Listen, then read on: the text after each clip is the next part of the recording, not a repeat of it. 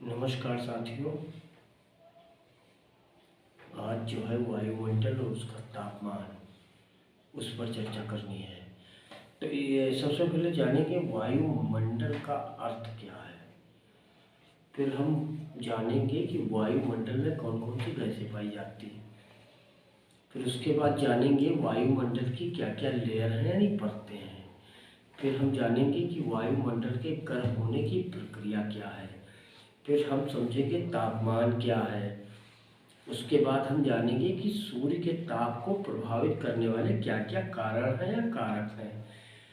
फिर हम जानेंगे तापमान जो है उसका वितरण कैसे होता है और ताप कटिबंध क्या है।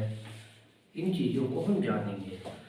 तो सबसे पहले बात करते हैं वायुमंडल का अर्थ। हमारी जो पृथ्वी है उसके चारों ओर वायु का यानी हवा, वायु मीन्स हवा, समझ रहे होंगे, का एक विशाल आवरण है और मीन्स घेरा। उसी को हम बोलते हैं वायुमंडल। मतलब हमारी पृथ्वी के चारों ओर जो एक घेरा है उसी को हम बोलते हैं वायुमंडल। अब ये वायुमंडल पृथ्वी यानी भूमि से जुड़ा क्यों है? उसका कारण है जुड़ने का गुरुत्वाकर्षण बल। तो ये तो बात हुई वायुमंडल के अर्थ की। अब हम बात करें वायु की, और चूंकि वायुमंडल के अर्थ की बात है तो वायु की बात करें। तो वायु जो है वो गैसों के छोटे छोटे अणुओं से मिलकर बनती है। वायु मीन्स हवा, छोटे छोटे कण हैं गैस के, उसी से मिलकर बनी है। और ये जो अणु है वायु में स्वतंत्र रूप से सभी दिशाओं में घूमते हैं। और वायु की जो सघनता होती है, मतलब अगर बात करें कि धरातल के निकट की जो वायु होती है, हवा होती है, उनमें अणुओं की संख्या ज़्यादा पाई जाती है, बहुत अधिक पाई जाती है। और उसके बाद जब धरातल से जैसे जैसे वायु ऊपर की ओर जाती है तो अणुओं के बीच की दूरी धीरे धीरे बढ़ती जाती है। जैसे जैसे ऊपर जाएगी तो अणु जो है वो ऊपर जो है विरल होते जाते हैं, यानी नीचे सघनता रहती है। तो वायु का मतलब है कि छोटे छोटे अणु। अणु मीन्स विभिन्न गैसों के अणु। तो अब बात करते हैं वायु के संगठन की, यानी वायु में कौन कौन सी गैसें पाई जाती हैं उसकी बात करते हैं। तो वायु जो होती है वो विभिन्न यानी एक से अधिक गैसों का मिश्रण है। मिक्स होके यानी मिलकर, एक से अधिक गैसें मिलके वायु बनाती हैं।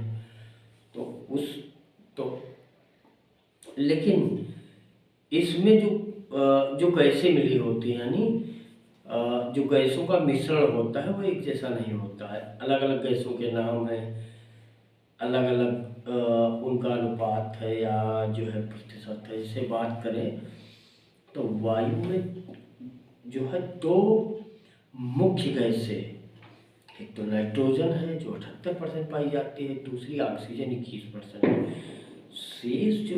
शेष अब 78 की जोड़िए, ठीक 99 हुआ, लेकिन 1% में जो है जो है कई सारी गैसें शामिल होती हैं, अलग अलग जो है रेशियो में, अलग अलग परसेंटेज में। जैसे आर्गन आती है, उसी में कार्बन डाइऑक्साइड आती है 1% में, अलग अलग उनका जो है परसेंटेज होता है। ओजोन आता है, जलवाष्प आता है।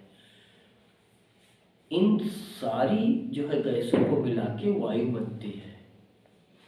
इसीलिए वायु को जो है बोला जाता है विभिन्न गैसों का मिश्रण, यानी एक से अधिक गैसें जब मिलती हैं तो वो बनती है वायु, हवा। तो अलग अलग ये जो गैसें होती हैं इनका अलग अलग काम होता है। जैसे ऑक्सीजन हम लेते हैं, जो कार्बन डाइऑक्साइड होते हैं उनको जो है पेड़ पौधे जो है भोजन बनाने में इस्तेमाल करते हैं। नाइट्रोजन ऐसे ही अलग चीज़ों में यूज होती। तो ये जितनी भी गैसें हैं हमारे लिए बहुत ही अनिवार्य हैं, बहुत ही जरूरी हैं। जैसे ऑक्सीजन हमारे लिए जरूरी है सांस लेने के लिए। पेड़ पौधों को अगर खाना बनाना हो, अपना भोजन बनाना हो, तो उसके लिए कार्बन डाइऑक्साइड की ज़रूरत होती है। तो ये हुई वायु का संगठन। मतलब वायु कोई अकेले नहीं है, विभिन्न गैसों जो है विभिन्न एक से अधिक जब गैसें मिलती हैं तो वो वायु बनती हैं, जैसे nitrogen, oxygen, carbon dioxide, ozone, जलवायु आदि गैसें जो होती हैं, तो इन्हीं को मिला के हम वायु इनको कहते हैं। अब बात करते हैं वायुमंडल की परतें। तो वायुमंडल की जो परतें होती हैं उनको अगर हम कहें तो इनको हम 4 भागों में बांट सकते हैं, 4 लेयर में इनको जो है डिवाइड कर सकते हैं। तो एक हुआ क्षोभ मंडल, दूसरा हुआ समताप मंडल, तीसरा हुआ तीसरा हुआ मध्य मंडल और चौथा हुआ वायुमंडल। तो इनको हम ये इनके मंडल हैं। क्षोभ मंडल के बारे में मैंने बताया है, समताप मंडल के बारे में। क्षोभ मंडल जहाँ पे बादल बनते हैं, जो है तूफान आते हैं, चक्रवात आते हैं, इसी को हम कहते हैं क्षोभ मंडल। दूरी होती है धरातल से इनकी, जैसे कि सबसे निचली परत है क्षोभ मंडल, 10 से 15 किलोमीटर की ऊंचाई होती है। और गैसों का एक बड़ा भाग क्षोभ मंडल में पाया जाता है। गैसें मीन्स वायु जिससे बनती है, जिन गैसों से, उन्हीं का एक जो है बड़ा भाग क्षोभ मंडल में पाया जाता है। और जो है जलवाष्प भी इसी परत में पाई जाती है। जलवाष्प भी आपकी जलवाष्प क्षोभ मंडल में पाई जाती है। बादल बनते हैं, बरसात होती है, तूफान आता, सारी चीज़ें जितनी भी नेचुरल इवेंट जो प्राकृतिक घटनाएं होती हैं सब इसी मंडल में होती हैं। यानी मौसम से संबंधित जितनी भी घटनाएं होती हैं इसी मंडल में घटित होती हैं। हाँ, अब क्षोभ मंडल, इसके ऊपर की जो शेष परतें हैं जैसे समताप मंडल, मध्य मंडल, वायुमंडल, तो ये एक प्रकार के फिल्टर का काम करते हैं, क्योंकि ये सौर ऊष्मा को धरातल तक आने देती हैं। लेकिन सूर्य के हानिकारक जो विकिरण होते हैं उनको अवशोषित और परावर्तित कर देती हैं। ये जो समताप मंडल में जो एक परत होती है ओजोन परत, उसका काम है जब सूर्य की जो किरणें आती हैं उनको छान के धरती पे भेजती है, ताकि हम जो है हानिकारक विकिरण से बचे रहें, चर्म रोग से बचे रहें। तो ये फिर मध्य मंडल है, वायुमंडल है। इसका मैंने वीडियो चूँकि बनाया है पहले, आप चाहें तो इसको देख सकते हैं, इसमें मिल जाएगा आपको। वायुमंडल की परतें लिखा भी है। अब अगर बात करें हम वायुमंडल के गर्म होने की, जो वायुमंडल हमारा गर्म होता है इसका प्रोसेस क्या है, प्रक्रिया क्या है, इस पे बात करते हैं। हमारा जो ग्रह है, प्लैनेट है, जो पृथ्वी है, हमारा जो ग्रह है पृथ्वी, तो हमारा ग्रह जो पृथ्वी है, पृथ्वी की सभी दिशाओं में जो प्रकाश है, निरंतर प्रकाश और ऊष्मा का विकिरण होता रहता है। इसे ही हम कहते हैं सौर विकिरण। अब इसका स्रोत क्या है, सूर्य है, जो कि पृथ्वी सूर्य से बहुत छोटी है। पृथ्वी सूर्य से बहुत छोटी है और दूर भी बहुत है, इसीलिए पृथ्वी जो है सौर विकिरण का एक छोटा सा भाग ही प्राप्त कर पाती है। पृथ्वी सौर विकिरण का एक छोटा सा भाग, बहुत छोटा सा भाग ही उसको प्राप्त होता है। तो पृथ्वी को प्राप्त होने वाली जो सौर विकिरण की मात्रा को ही हम सूर्यताप कहते हैं। ध्यान रखना, पृथ्वी जो सौर विकिरण की जितनी मात्रा उसको प्राप्त मिलती है उसी को सूर्यताप कहते हैं। और इसी से धरातल यानी जमीन, पृथ्वी, भूमि इसी सूर्यताप से गर्म होता। और सूर्य की किरणें पृथ्वी के वायुमंडल से होकर गुजरती हैं, ये भी ध्यान रखना है। परंतु ये ध्यान रखना है, परंतु वे वायुमंडल को उतना गर्म नहीं करते जितना धरातल को गर्म करते हैं। नंगे पैर चलिए कभी गर्म जो धरातल यानी जमीन होती है, जमीन जैसे गर्म हुई तो उसके संपर्क में जो हवा आती है उसको भी वो गर्म कर देती है। तो अब आप सोचिए, तो इस प्रकार वायुमंडल जो है नीचे से गर्म होता है। तो वायुमंडल के जब निचले भागों में तापमान अधिक होता है और जैसे जैसे ऊंचाई बढ़ती है तापमान घट जाता है, क्योंकि वायु जो है अणुओं से बनी है। वो अणु जब ऊपर की ओर जाते हैं तो बिखर जाते हैं, तो इसीलिए तापमान घटता जाता है। नीचे क्या होते हैं, अणु जो है आपस में जुड़े हुए होते हैं, मिले होते सघन रहते हैं। तो ये प्रक्रिया होती है वायुमंडल के गर्म होने की प्रक्रिया। मतलब जो किरणें आती हैं, जो सौर विकिरण, जो सूर्य की जो किरणें आती हैं उनसे जमीन गर्म होती है। इसके जो समीप जो वायुमंडल है, जो हवा है, वो गर्म होती है। और जैसे जैसे हवा ऊपर की ओर जाती है तो तापमान, और अच्छा नीचे की जब हवा, जब जो जमीन के नीचे की हवा जब गर्म होगी तो क्या होगा, तापमान बढ़ेगा, गर्मी बढ़ेगी। जैसे जैसे ये हवा ऊपर की ओर जाती है तो तापमान घटता जाता है, मतलब ऊंचाई बढ़ती जाती है तो तापमान घटता जाता है। तो ये हुई वायुमंडल के गर्म होने की प्रक्रिया यानी प्रोसेस। समझ पाए? अब बात करें तापमान का अर्थ। छोड़िए, ठीक है, तापमान का अर्थ तो अब सुनिए। वायु में उष्मा, उष्मा कहते हैं गर्मी को, यानी गर्म। तो वायु में उष्मा या ठंडक की मात्रा, यानी अगर हवा गर्म हो या हवा ठंडी हो, यानी हवा की मात्रा गर्म हो तो गर्मी, और हवा की मात्रा ठंडी हो तो ठंडक, यही तापमान है। कहते नहीं, तापमान बताओ, जब तापमान बढ़ता है तो गर्मी, तो जब तापमान घटने लगता है तो जो है ठंडक। तो इसमें सब हवा का कमाल है, वायु का कमाल है। वायु जब ठंडी होगी तो ठंडक, वायु जब गर्म होगी तो जो है गर्मी, यही तापमान है। अच्छा, तापमान को मापने का यंत्र का सेल्सियस है, आपका थर्मामीटर है। इसमें सोचिए, थर्मामीटर को बोलते हैं तापमापी, इससे तापमान मापा जाता है।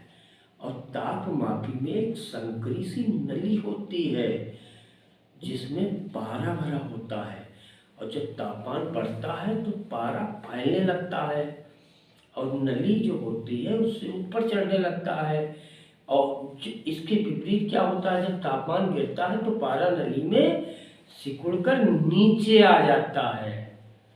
ये है इस, ठीक है, तापमान मापने, ऐसे तापमान मापते हैं।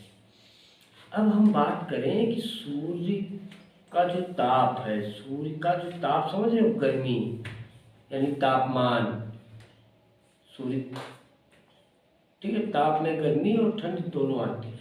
तो सूर्य ताप को प्रभावित करने वाले कारक क्या हैं, इनकी बात करेंगे। तो इसको थोड़ा ध्यान से समझेंगे, सही से समझेंगे, समझ में आएगा। देखिए, पृथ्वी के सभी भागों में, पृथ्वी के सभी भागों में पूरे साल, पूरे वर्ष समान मात्रा में सूर्यताप नहीं प्राप्त होता है। एक जैसा सूर्य ताप नहीं मिलता है, हाँ बिल्कुल नहीं मिलता है। मतलब सूर्य का तापमान, कहीं गर्मी तो कहीं बरसात होती है, अलग अलग हिस्सों में अलग अलग मौसम रहता है। तो इसको तो सूर्य ताप की जो मात्रा होती है तो उसको निम्नलिखित जो कारक होते हैं वही प्रभावित करते हैं। जैसे सूर्य की किरणों के जो कोण बनते हैं वो सूर्याताप को प्रभावित करते हैं। लेकिन सूर्य की जो किरणें आती हैं उससे दो प्रकार के ही कोण बनते हैं। एक बनता है सीधा कोण, एक बनता है तिरछा कोण। सीधा कोण कब बनता है? दोपहर के समय। हाँ, ध्यान रखना, सीधा कोण, दो ही कोण बनते हैं सूर्य की किरणों से, एक सीधा कोण, एक तिरछा कोण। सीधा कोण कब बनता है? दोपहर के समय। सीधी किरणें वायुमंडल में कम दूरी तय करती हैं। भाई सीधी किरणें, आपको सीधी रास्ता से बता दिया जाए, सीधी सड़क हो, तिरछी मिर्ची ना हो, तो आप जल्दी पहुंचेंगे कि लेट। कारण है आप जल्दी पहुंच जाएंगे, सीधी सड़क है आप जल्दी पहुंच जाएंगे। तो इसीलिए जो किरणें जब सीधी होती हैं तो उनको दूरी ज़्यादा नहीं तय करनी पड़ती, कम दूरी तय करनी पड़ती है। इसीलिए दोपहर के समय सीधा कोण बनता। तो सीधी किरणें एक छोटे क्षेत्र में केंद्रित होती हैं, इसलिए उनसे अधिक ऊष्मा प्राप्त होती है। ऊष्मा समझ रहे हो? गर्मी। छोटे से सीधे आई, एक सीधे आई सूर्य की किरणें, पूरी गर्मी इकट्ठा की, तो एक उनका केंद्र निश्चित है, तो उसमें और ज़्यादा गर्मी हुई, हीट हुई। और ये भी ध्यान रखना है कि ग्रीष्म ऋतु में, ग्रीष्म समझ रहे हो? गर्मी, मतलब ऋतुएं होती हैं अलग अलग प्रकार की, तो उसमें ग्रीष्म ऋतु है।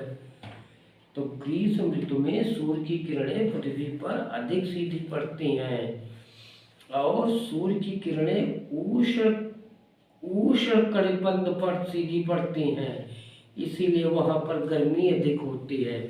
उष्ण कटिबंध समझते हो क्या होता है? अगर न पढ़ा हो तो इस पे चर्चा जो है हो सकती है, उष्ण कटिबंध क्या है। चलिए इस पे फिर कभी चर्चा करेंगे। पृथ्वी के जो है ताप कटिबंध है, उसी में इस पे चर्चा है। अब बात करते हैं सूर्य के दूसरे कोण के तिरछा कोण। ये जो तिरछा कोण है ये भैया सुबह बनता है, शाम के समय बनता है। बस ध्यान रखना, यह परीक्षा में पूछा जाएगा कि सूर्य की किरणें कितने कोण बनाती हैं? दो, सीधा और तिरछा। तिरछा कोण कब बनाती हैं? सुबह और शाम को। तिरछी किरणों को अधिक दूरी तय कर, आपको टेढ़ी मेढ़ी रास्ता मिल जाए तिरछी, जैसे हमारी जेठा रोड सर्पिलाकार, तो समय ज़्यादा लगेगा ना। और ये भी है, जब तिरछा होगा तो दूरी भी अधिक जो है तय करनी पड़ेगी। और जब चीज़ें तिरछी होती हैं तो एक जो है क्षेत्र भी बड़ा मिल जाता है, एरिया।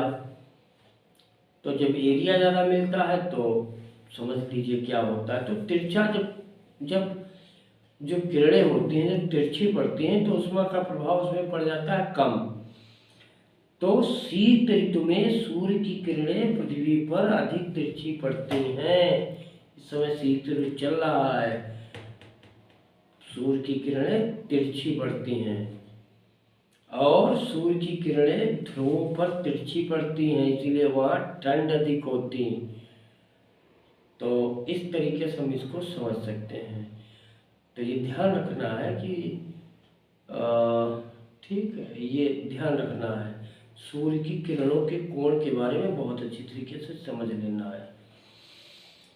अब हम बात करें सूर्य के प्रकाश की अवधि की। तो किसी स्थान पर प्राप्त होने वाला, मतलब कोई जगह है उस पर कोई चीज़ प्राप्त होती है, तो किसी स्थान पर प्राप्त होने वाले सूर्यताप की जो मात्रा होती है, यानी सूर्य के जो सूर्य का जो ताप होता है उसकी जो मात्रा होती है, तो सूर्यताप की मात्रा को निर्धारित करने वाला दूसरा प्रमुख कारण सूर्य के प्रकाश की अवधि है। कितना टाइम है, कितने टाइम तक रोशनी पड़ेगी, किरणें कितने टाइम तक रुकेंगी, एक पीरियड, एक समय, एक टाइम। अब जैसे गर्मी होती तो दिन बड़े होते हैं, तो उसमें ज़्यादा सूर्य की किरणें पड़ती होती हैं, और जब जाड़ा होता तो क्या होता, दिन छोटे रात बड़ी, सूर्य की किरणें कम पड़ती हैं। तो यही है सूर्य के प्रकाश की अवधि। जैसे ग्रीष्म ऋतु में क्या होता है, दिन बड़े और रातें छोटी, तो सूर्यास्त की मात्रा अधिक होनी है, सूर्य अपना ज़्यादा अपनी किरण देगा, ज़्यादा गर्मी फैलाएगा। दिन बड़े हैं, सूर्य जल्दी निकलेगा, बहुत जल्दी निकल आएगा, बहुत देर में मतलब अस्त होगा, उदय जल्दी होगा, लास्ट में जो है अस्त होगा। यही तो है जो है सूर्य के प्रकाश की ओर। अब जब जाड़ा होगा शीत ऋतु में तो दिन छोटे होंगे और क्या होगा, रातें बड़ी होती हैं, तो सूर्य के जो ताप होती है उसकी मात्रा हो जाती कम। तो इसी प्रकार जो धरातल है, जो जमीन है, उस पर जो प्राप्त होने वाली सूर्य का जो ताप है, गर्मी है, सूर्य की जो किरणें हैं, उनकी मात्रा समय और स्थान के अनुसार जो है बदलती रहती है। चलो ये बात हुई उसकी। अब बात करें तापमान का वितरण और जो है ताप कटिबंध, बहुत इंपॉर्टेंट है, ध्यान से सुनिएगा। तापमान का वितरण और ताप कटिबंध। देखिए मैं जो है कहानी नुमा बता रहा हूँ, अगर आप ना भी वीडियो देखें और खाली लीड लगा के सुन लें, आंखें बंद करके सोते समय, तो आपको बहुत चीज़ें क्लियर हो जाएंगी। क्योंकि अब स्क्रीन पे बहुत ज़्यादा देखना आँखों के लिए सही नहीं है, तो इसीलिए मैं कोशिश करता हूँ ऐसे वीडियो बनाऊँ जो आपको आँखों से न देखने पड़े, आप बस सुने और समझ जाएं, आप रात में सोएं और सारी चीज़ें। तो इसको ध्यान से सुनना, तापमान का वितरण और ताप कटिबंध। हाँ, इसी पे बात करेंगे। तो पृथ्वी पर जो प्राप्त होने वाला जो सूर्य ताप है, सूर्य ताप की जो मात्रा है, सूर्य ताप समझ रहे हो, सूर्य प्लस ताप, सूर्य का जो तापमान है, सूर्य की जो गर्मी है, उसकी जो मात्रा है, तो पृथ्वी पर जो प्राप्त सूर्य ताप की मात्रा है और जो तापमान के वितरण में निकट संबंध है। तो जो मात्रा आती है उसको तापमान में कैसे बांटा जाता है, इसलिए बात। अर्थात अगर बात करें तो तापमान विषुवत रेखा से ध्रुवों की ओर घट जाना, विषुवत रेखा पे ज़्यादा तापमान होगा, और जैसे जैसे वो, जैसे पृथ्वी क्या है इस तरीके से गोल अंडाकार या गोल बोल सकते हो, तो विषुवत रेखा उसके बीच से निकली है, जैसे ये गोल, तो ये विषुवत रेखा निकली है बीच से 0 डिग्री।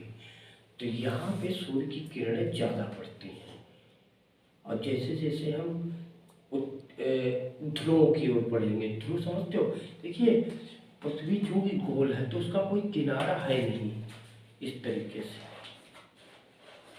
भैया गोल है तो इसका कोई किनारा नहीं, ये ऐसे ही बना दिया, ये हमारा उत्तरी ध्रुव, ये दक्षिणी ध्रुव, और ये मानव विषुवत रेखा है। तो सूर्य की किरण यहाँ सीधी पड़ी, तो जैसे जैसे हम उत्तरी ध्रुव दक्षिणी ध्रुव नीचे जाएंगे तो सूर्य जो मात्रा है, जो तापमान या सूर्य की, वो घटती जाती है। अर्थात जो तापमान है, मतलब जो टेम्परेचर है, अगर हम विषुवत रेखा क्या बताया, ये बीच वाला, मतलब एक आप गोला बनाए और बीच में पूरा व्यास खींचते हैं, व्यास खींचते, गोला बनाओ, व्यास खींचो, व्यास समझ रहे हो ना, व्यास पूरा बीच वाला, आप व्यास खींचे तो इसी को हम 0 मान लें, यही विषुवत रेखा है, यही भूमध्य रेखा, भूमध्य हमारी पृथ्वी के मध्य की रेखा। तो अगर हम ऊपर की तरफ उसके जाए, यानी ऊपर की तरफ जाएंगे तो उत्तरी ध्रुव, नीचे की तरफ विषुवत रेखा के आएंगे तो दक्षिणी ध्रुव। तो ऊपर की तरफ जाएंगे तब भी तापमान घटेगा, नीचे की तरफ आएंगे तब भी जो है तापमान घटेगा, क्योंकि ऊपर की तरफ उत्तरी ध्रुव, नीचे की तरफ जो है दक्षिणी ध्रुव। तो इन्हीं जो है पृथ्वी और ऊष्मा यानी गर्मी के इन्हीं के आधार पे हम पूरी पृथ्वी को 3 जो है कटिबंधों में बांट लेते हैं। पूरी पृथ्वी गोल है, उसी को 3 कटिबंधों में बांट लेते हैं। तो एक तो है उष्ण कटिबंध बांट लेते हैं, दूसरा है शीतोष्ण कटिबंध, तीसरा है शीत कटिबंध। अब अगर हम उष्ण कटिबंध की बात करें तो मैंने क्या कहा था, विषुवत रेखा की बात की थी, भूमध्य रेखा की बात की थी, 0 रेखा की बात की थी, ये वाली, ये मान लो गोल, ये जैसे गोला नहीं बना बीच में बीच की रेखा खींच दो, तो उसी से एक मापक होता है अक्षांश में, ऊपर की ओर जाए तो कर्क, आप समझ लीजिए 0 से 23.5 डिग्री माप दीजिए, यहाँ से यहाँ तक मान लो 23.5, तो इसको हम मान ठीक बोल सकते हैं कर्क रेखा। यहाँ से 23.5 मकर रेखा, मकर रेखा दक्षिणी ध्रुव की तरफ जो है, कर्क रेखा उत्तरी ध्रुव की तरफ। तो इसी को हम बोलते हैं, अब देखिए भूमध्य जीरो से जो 23.5 तक होता है, इसको हम बोल सकते हैं उष्णकटिबंध, उष्णकटिबंध इसी को बोलते हैं। तो यहाँ क्या होता है कि सूर्य की किरणें एक वर्ष में सूर्य की आभासी जो गति होती है इन्हीं अक्षांशों के बीच होती है, इन्हें अक्षांश कहते हैं। अक्षांश और देशांतर में बात करेंगे आपसे। और ये हमारी जो जीरो जो है वो मध्य रेखा है, अक्षांश रेखा है, अक्षांश रेखा। ये 23.5 ये भी अक्षांश रेखा है। नाम अक्षांश बोल सकते हैं, लेकिन इसका नाम है जो कर्क, नीचे जो है मकर, तो ये अक्षांश रेखाएं हैं। तो सूर्य की किरणें मतलब इसमें जो है पूरे साल जो है लगभग सीधी रहती है, इसीलिए यहाँ पे सूर्याताप यानी जीरो से मतलब पृथ्वी गोल है, जीरो से 23.5 तक पूरा जो है पृथ्वी गर्म रहती है, इसीलिए यहाँ पे गर्मी जो है ज़्यादा रहती है। अब शीतोष्ण जो है कटिबंध की बात करें, मैंने क्या कहा था, ये पृथ्वी है, ये 0 डिग्री अक्षांश रेखा है जिसको भूमध्य, ये 23.5 डिग्री जो है कर्क रेखा, ये मकर रेखा, ये सारी अक्षांश रेखाएं हैं। अक्षांश देशांतर रेखाएं समय की होती हैं, उन पर फिर कभी चर्चा करेंगे।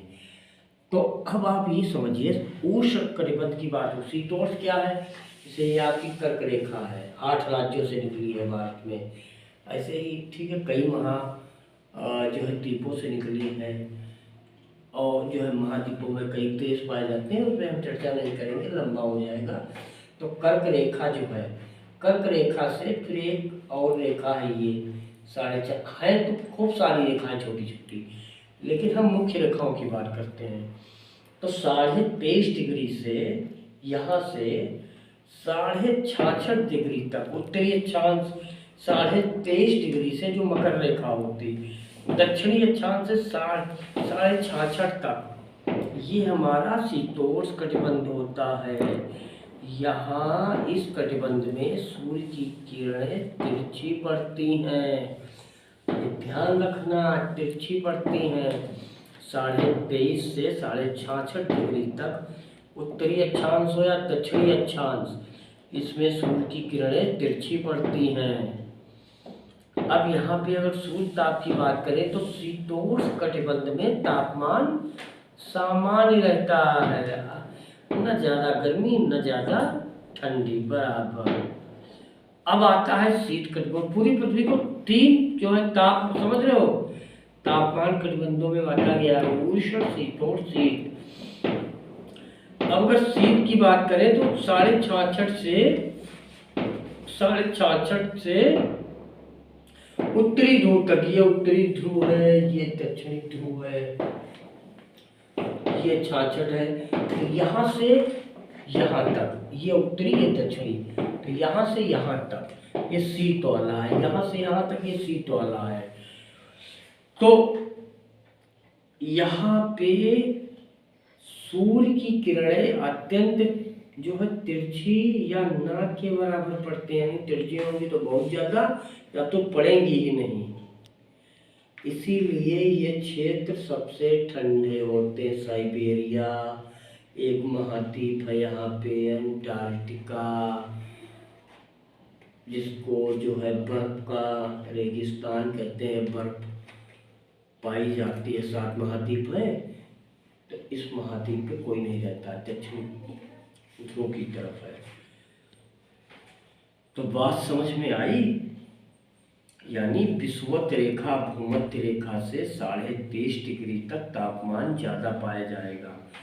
आपका दक्षिण भारत है, वहाँ पे टेम्परेचर ज़्यादा मिलेगा, वहाँ पे तो सूर्य की किरणें सीधी पड़ती, और 23.5 से 66.5 डिग्री तक सामान्य रहता, और 66.5 से ध्रुव तक बहुत कम। तो बात समझ में आई, यानी वायु का तापमान जो होता है ऊंचाई बढ़ने के साथ घटता जाता है, जिसकी मैंने चर्चा की थी, घटता है। तापमान के इस परिवर्तन का अनुभव आप मैदानी भाग से, मैदान जैसे तुम लखनऊ में रहते हो, लखनऊ से आप उत्तराखंड या हिमाचल प्रदेश या मतलब आप जो है पहाड़ों पे जाओ तो आपको पता चल जाएगा। तो इस अगर परिवर्तन को देखना हो तो आप जो है मैदानी भाग से पर्वतों पे जाते हुए या पर्वतों से मैदानी भाग पे उल्टा पर्वत वाले मैदानी पे आ जाए तो देख सकते हैं।